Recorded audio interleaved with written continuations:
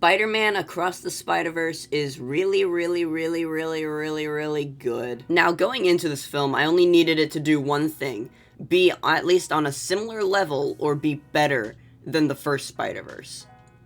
And suffice to say, I think it did one of those things. I still haven't decided yet, but it did one of those things. Everything about this film is just spectacular. The writing's really good, the story's really good, and even though it doesn't have as much action, its dialogue scenes are just impeccable. I love them. I will eat them up. I love them. I love them so much. And everybody can agree that the animation is just on a different level. It is just so amazing.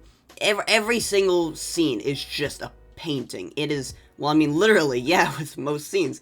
But, like, I would love to frame a whole bunch of these shots, like, on my wall. It would just, oh my goodness, it's so amazing. I think that the animation, surprisingly, might be better than the first because it incorporates so much more animation and just different styles. It's just probably the best animated film out of everything. I can't explain how much I just love it. Gwen gets a lot more focus in this film, and honestly, that just makes me love her even more. She is amazing. I love her so much. Same with Miles. Like, Miles gets a lot of development as well. Like, he's just awesome. All the different Spider-Men. I love Hobie. Hobie's awesome. I just love all the different Spider-Men that are in here. Miguel is surprisingly deep. And then we have some returning characters. And there's just so many sight gags. I mean, there's so many Spider-Men in this film. Oh my goodness, there are so many Spider-Men in this film. It's so good.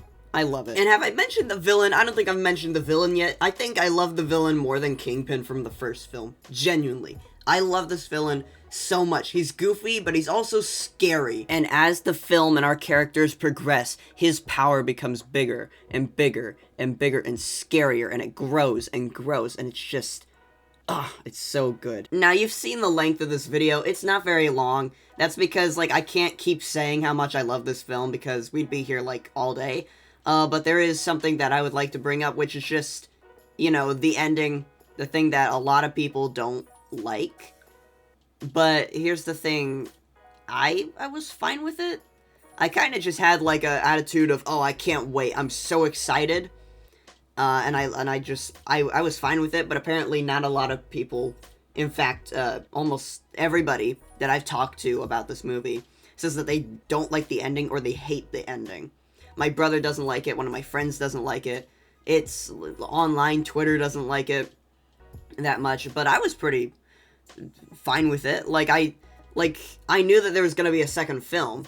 They didn't make it, like, a huge secret. I guess they didn't really, like, announce it, like, really, like, with this huge thing. They just, like, they acknowledged that there was gonna be a second film. I knew it was gonna be called Beyond the Spider-Verse. I knew that. So, going in, I was expecting a cliffhanger. I was expecting something to, like, lead into the second half of the story. I knew that that was gonna happen. I guess not everybody knew. And, like, I thought it was a fine ending. In fact, throughout, like, the last, like, 10 to 20 minutes of the film, I kept saying, oh, that's where the cliffhanger's gonna happen. That's where the cliffhanger's gonna happen. And I was genuinely surprised that they actually, like, had I don't know, like, an ending that I was, like, way more satisfied with than just a cut to black and then the credits. It was more of a, and now we're going to save Miles sort of thing. So I was happy that they did that instead of just leaving it off on a very, like, unsure note, I guess. But yeah, that's pretty much all I have to say with the film. I think it's just really, really good. I still haven't decided if it's better than the first one. I thought so. When I watched it, I was like, yeah, this is better. But as I thought about it, I keep flip-flopping. So right now, I'm going to give it an 11 out of 10. Spider-Verse, the first one, is still like a 12. But this one is an 11 out of 10. So, yep, that's all I have to say. 11 out of 10. Smiles to you!